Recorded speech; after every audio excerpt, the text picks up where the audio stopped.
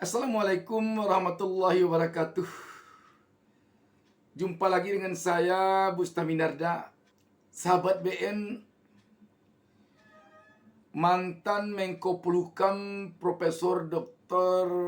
Mahfud MD SH, yang juga seorang pakar hukum tata negara, dengan sangat prihatin mengemukakan betapa sengkarutnya persoalan mafia tambang di negara kita ini. Bang mafia atau backing Pak yang Bapak hadapi, apa yang Bapak lakukan di pengalaman itu? Saya beri contoh kasus yang sekarang sedang terjadi nih. Betapa mafia itu begitu berkuasa, menyebabkan aparat penegak hukum tidak berdaya karena ada di dalam cengkeramannya, menyebabkan aparat pemerintah juga yang berwenang tidak berdaya.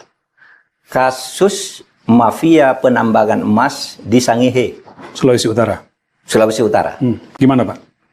Itu ada terjadi penambangan emas secara liar oleh sebuah perusahaan yang IUP-nya itu tidak memenuhi syarat. Nah, anehnya itu ditindak tidak bisa. Karena apa? IUP itu sudah dikeluarkan. Untuk mencabut IUP yang tidak memenuhi syarat itu, ya, institusi yang bersangkutan tidak berani juga kecuali ada putusan hakim. Dibawalah ke pengadilan. Nah, bulan Februari ini, Mas. Bulan Februari tahun 2022 ada putusan pengadilan bahwa IUP penambangan emas di Sangihe itu harus dicabut. Ini putusan Mahkamah Agung bulan Februari 2022. Yeah. Pertengahan, pada bulan Juni tahun 2023, saya mendapat laporan terjadi penambangan emas di Sangihe. Pemerintahnya diam, Kodemnya diam, polisinya diam semua. Loh. Kenapa? Ceritanya itu kan sudah dibatalkan oleh Mahkamah Agung. Lalu alasannya dibatalkan, tapi belum dicabut oleh Kementerian ISDM. Yeah. Nah, saya panggil nih Kementerian ISDM, saya panggil nih, sidang resmi, banyak yang hadir. Pak Menteri hadir? Bukan, dirjennya. Dirjennya, oke, salon satu. Dirjen, Biro Hukum datang. Ini penambangan emas liar ini sudah berlangsung bertahun-tahun dan berlanjut bertambah 1,5 tahun sejak ada putusan putusan MA agar IUP itu dibatalkan, dicabut. Karena Menteri SDM belum mengeluarkan surat pencabutan. Setelah 1,5 tahun, Mahkamah Agung memutuskan itu. Februari 2022, Juni 2023 masuk ke kantor saya bahwa penambangan liar masih terjadi banyak. Saya ngirim tim ke sana, ngirim tim dari Polhukam. Iya, bintang 2 orang ditambah beberapa orang. Cuma dia mengamati betul Pak terjadi penambangan liar. Ketika kami datang ke sana, gitu, datang ke sana kami lihat sepi karena rupanya mereka sudah tahu. Terus ketika kami jalan di suatu tempat banyak di sana itu mobil-mobil apa itu yang ngangkut tambang itu, yang menguruk tanah, yang menguruk tanah dan sebagainya. Pak banyak, tunjukkan fotonya ke saya. Artinya apa? Begitu kami keluar dari sana besoknya sudah dapat laporan lagi, ini sudah beroperasi lagi, Bapak pulang beroperasi lagi. Terus itu saya panggil ke kantor, kenapa sudah 1,5 tahun kok belum dikeluarkan? Lalu Biro Hukumnya tuh katakan gitu, oh iya Pak, ini sudah selesai kok, besok masuk nih ke meja Pak Menteri SDM. Kami kira-kira paling seminggu udah keluar. 2 minggu enggak keluar. Ya, 2 minggu enggak keluar. Saya suruh tanya, coba tanya tuh ke Biro Hukum, katanya seminggu mau keluar tuh surat pencabutan tuh, operasi penambangan liarnya tuh masih berjalan loh, saya bilang. Coba tanya ke sana. Lalu apa jawaban Biro Hukum itu? Jawabannya nih, Pak, sekarang untuk pencabutan IUP itu menjadi kewenangan Menteri Investasi. Menteri Bahlil. Iya. Jadi ini sudah dikirim ke Menteri Investasi, tapi Menteri Investasi belum mau tanda tangan. Saya telepon Bahlil. Bahlil kan junior saya. Mas Bahlil. Junior di Kahmi ya? Iya di Kahmi, di HMI. Mas Bahlil, itu Anda tuh ada putusan Mahkamah Agung untuk pencabutan IUP, itu nunggu Anda tanda tangan. Terus dia bilang, Abang dah katanya, bilang abang ke saya. Iya. Abang dah kalau itu ada, hari ini juga saya tanda tangani. Katanya, nggak mungkin saya menunda itu. Terus habis itu saya telepon lagi beberapa jam. Ada nggak di mejamu? Nggak ada, sudah saya urus. Nggak ada masuk ke tempat kami. Berarti masih di SDM. Saya telepon Pak Arifin Tasrif. Arifin Tasrif. Menteri SDM ya. SDM. Pak, ini data situ. Ya kami cek. Lalu saya ketemu di forum KTT ASEAN. Pak Arifin, gimana Pak itu? Soal pencabutan IUP itu. Ya Pak, sudah saya periksa. Ternyata bawahan saya yang salah. Dia bilang, sudah di meja saya. Tidak pernah ada di meja saya. Malah saya tidak tahu ada kasus itu, katanya. Dan sekarang juga sudah saya tanda tangani. Dia bilang. Kalau kata Pak Menteri SDM. Kata Pak Menteri, ketika bicara dengan saya. Coba bayangkan. Harus sampai begitu untuk melaksanakan putusan pengadilan. Sementara penambangan liar berjalan. Iya. Jadi dikeluarkan oleh Pak. Kalau tidak salah tanggal 4, 5, atau 6 September gitu. Pokoknya saat KTT ASEAN. Dan akhirnya dihentikan Pak. Nah, yang sekarang ini saya tidak tahu sesudah itu. Mestinya kan dulu pejabat-pejabat di daerah itu ditanya, kenapa ini kok masih berjalan? Belum ada surat pencabutannya. Iya. Dari menteri. Nah, ini sudah keluar. Saya buka-buka lagi di Google, belum lama ini itu masih berjalan. Padahal suratnya sudah dikeluarkan menurut Menteri SDM Pak Arifin Tasrif. Apa sudah sejauh itu Bapak lakukan tapi masih juga? Ya, itu gila. Dan saya punya banyak catatan kasus lagi lah yang sudah itu terjadi di mana-mana. Terus gimana negara ini mau baik? Kalau aparat pemerintahnya tidak kompak dalam melakukan itu. Saya sebagai Menko Polhukam sudah membuka jalur-jalur macet itu, tapi di sana tidak jalan. Bahkan Bapak ngejar sampai ke ujung-ujungnya gitu. Sampai ke ujung-ujungnya. Turun tangan sendiri. Dan Pak. Jadi perlu kesadaran kolektif. Negara ini sekarang sedang bahaya oleh permainan hukum. Para mafia, kemudian aparat-aparat bobrok. Dan jika melihat apa yang disampaikan oleh Mahfud MD ini, persoalan mafia tambang ini tidak akan pernah selesai jika tidak pimpinan tertinggi di negeri ini atau presiden yang benar-benar serius fokus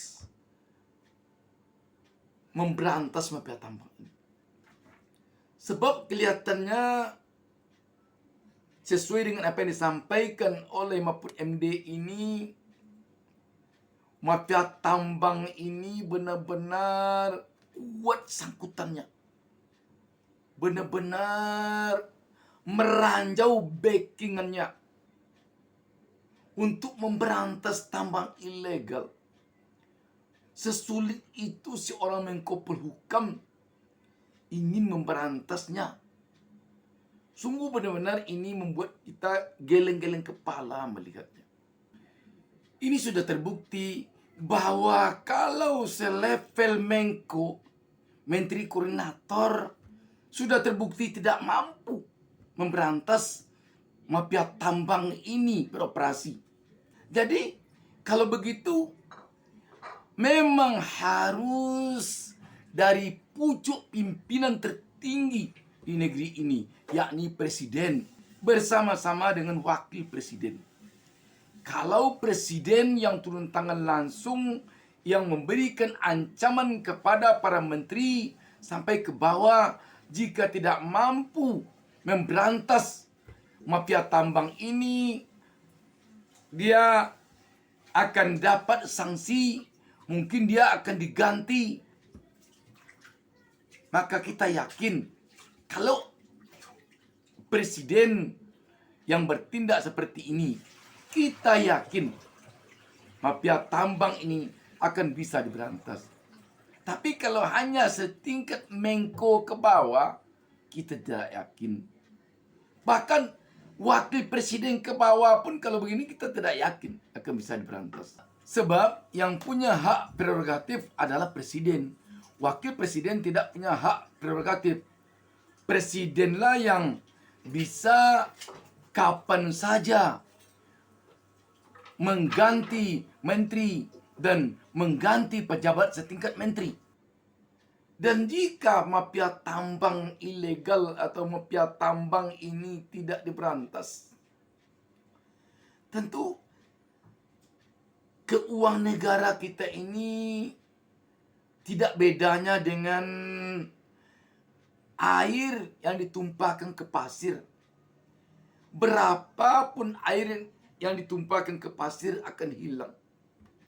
Artinya, pemasukan keuangan negara yang diharapkan dari sektor pertambang ini tidak akan bisa maksimal jika mafia tambang ini tidak diberantas, jika pertambangan ilegal ini tidak dibasmi. Sebab yang namanya tambang ilegal sudah jelas pajaknya tidak akan masuk ke negara. Yang namanya tambang ilegal ini sudah jelas hanya akan memperkaya diri aparat itu saja. Aparatnya tentu aparat-aparat yang otaknya adalah otak makan sogok, otak makan suap dari para pelaku tambang ilegal ini. Katakanlah dia oknum-oknum yang tersebar dari atas sampai ke bawah di negeri ini. Sungguh dapat dibayangkan kalau mafia tambang ini tetap saja tumbuh subur di negeri ini, dan komitmen dari pimpinan tertinggi sampai pimpinan terendah jika tidak terwujud, jika tidak kompak, jika tidak benar-benar sama-sama serius membasminya, akan jadi apa negeri kita ini nanti? Akan jadi apa?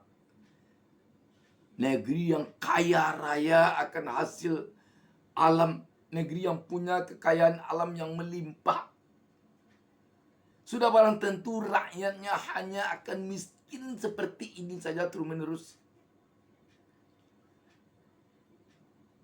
Bayangkan, uang yang telah dikumpulkan melalui pajak dikorup oleh mafia-mafia yang disebut dengan oknum-oknum aparat pemerintahan, oknum-oknum pejabat, para koruptor yang ada pada berbagai tingkatan birokrasi.